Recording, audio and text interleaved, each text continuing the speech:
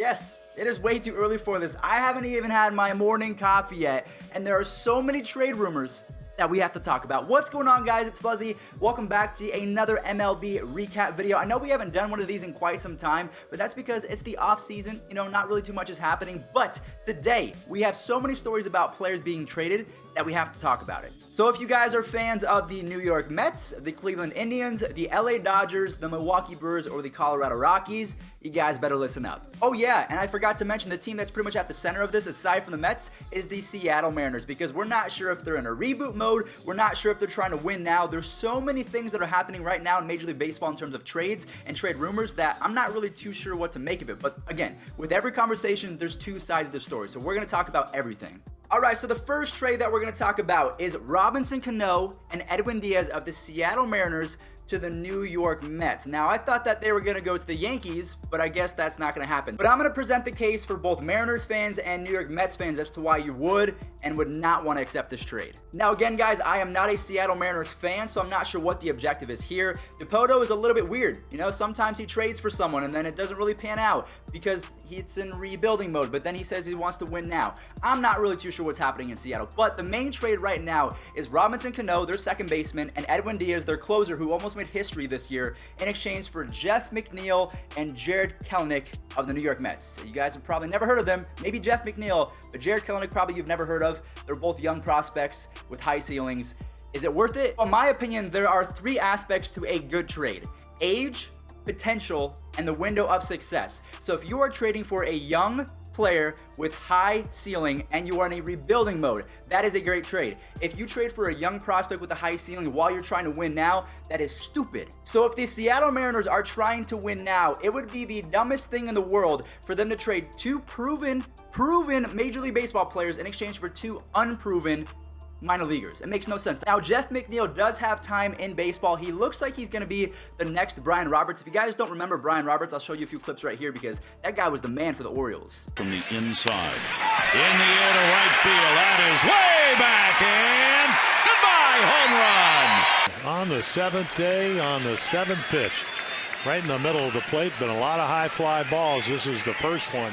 So that's one side of the equation, is Mariners fans trying to get a little bit young, trying to trade away a few pieces that might be too expensive going forward, maybe start the rebuilding process. But again, the other side is, are they trying to win now? So if you guys are Mariners fans watching right now, or just any baseball fan in general, let me know what you think of this trade. Do you think it would be a good idea for the Mariners to trade Robinson Cano and Edwin Diaz in exchange for motorcycles, shut up. In exchange for Jeff McNeil, a 26-year-old second base prospect? Now, he's not really a prospect anymore because he does have time in the big leagues. And Jared Kelenic, do you think that's a good trade, or do you think that the Mariners should hold on to their proven pieces? Because they might even lose Nelson Cruz. So again, I'm not sure what the Mariners are doing. Now, we are going to come back to the Mets. We're going to talk about one more player that might get traded, but we're going to stray away from them for just a few moments. We're going to talk about my team, the Cleveland Indians, and a team that almost won the World Series twice in the last 2 years, but unfortunately came up short. So Indians fans, Dodgers fans, we can both relate because we suck in the World Series.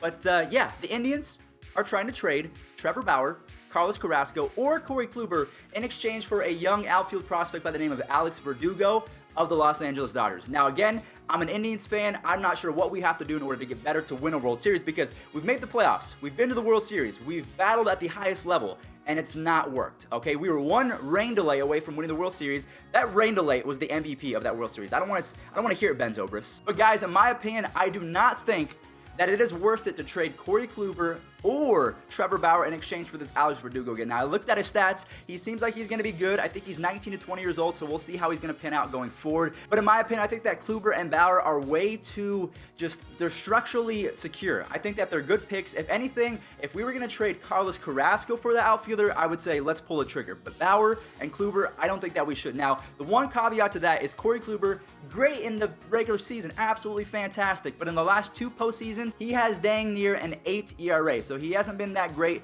in really clutch time. So if we get a young outfield prospect, which is what we need. We just lost Lonnie Chisenhall. Now, he was injured for most of the season last year, but he was good when healthy, especially against right-handed pitchers, my gosh. And we also lost Josh Donaldson. So if we can get some offense back in return, because the nice thing about Indians is Mike Clevenger proved that he can be a good number 3 starter. Shane Bieber also proved that he's going to be worth it in terms of longevity as a number 4 or 5. So if we can go Kluber, Carrasco, Bauer, Clevenger, and get rid of one of the first three, whether it's Kluber, Carrasco, or Bauer. I would say keep on, what? I would say the guys that you need to keep are Kluber and Trevor Bauer. So if you're going to package Carrasco, maybe you have to include Greg Allen or something like that, and for that, I'm fine with. So there's going to be 3 questions up today. So the first one being, do you think that the Mariners should trade Cano and Edwin Diaz to the New York Mets? The second question being, do you think the Indians should keep on to Carrasco or Bauer or Kluber, or should they trade them for an outfield prospect, which is what they need? In my opinion, they need outfield and bullpen. And then the last topic of today, we're going back to the New York Mets.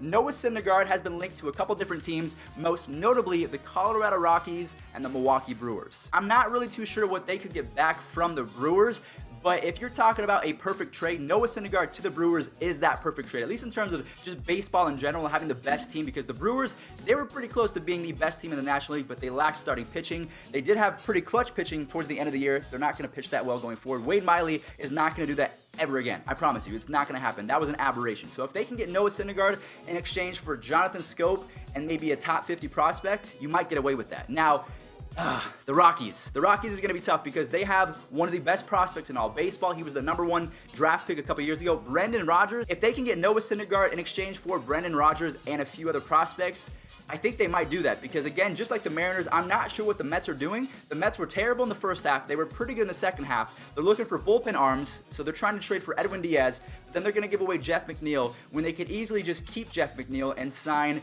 Craig Kimbrell, Cody Allen, or Andrew Miller. I mean, I could be a general manager if you want me to. So that will be the third question of today, guys. What do you think is going to come out of Noah Syndergaard and the New York Mets? Do you think that the Brewers would need him more, or do you think that the Rockies would need him more? Because they both made pretty good playoff pushes last year. Really, they lack starting pitching depth. And we all know Noah Syndergaard is a bona fide #1 starter, unless Jacob deGrom is in your rotation. But Noah Syndergaard could be a bona fide #1 or 2 easily. If he was on the Indians, that'd be scary. I would trade, honestly, as good as Bauer is, I would probably trade him for Noah Syndergaard. And also, Trevor Bauer's kind of a jerk. He's kind of annoying on Twitter. I follow him. He's cool, but he's super annoying. So the last thing that I want to discuss as well is Ken Rosenthal also just came out with a tweet saying that the Brewers are trying to shop Jonathan Scope as well. Scope, he's proven, he's young. He's 26, 27 years old. That would be a good trade piece if you're going for Noah Syndergaard, maybe. But the last few stories that I want to talk about are Patrick Corbin and Bryce Harper. There's not really much update on Bryce Harper. He was on TMZ a couple days ago. He said that the food is great in Chicago. That's all we got. We have no idea where he's going, but Patrick Corbin, there has been a few ties to Philadelphia and New York because on the Jumbotrons, he's visited Philly, he's visited New York, and they have welcome Patrick and Jen Corbin. His wife's name is Jen, so we'll see how that goes. But guys, that is going to do it for today's video. I know it was not the longest of episodes, but you know what? We're recapping stuff. I got some things to do, but I wanted to provide you with all of the updates. So guys, what do you think? First question being, do you think the Mets should trade for Cano and Diaz? Second, who should you trade if you're the Indians? Bauer, Carrasco, or Kluber? And then last but not least, should the Mets also trade Noah Syndergaard? I'm not too sure. But guys, thank you all so much for watching. Let me know your opinions in the comment section down below, and I'll catch you in the next one. Peace out.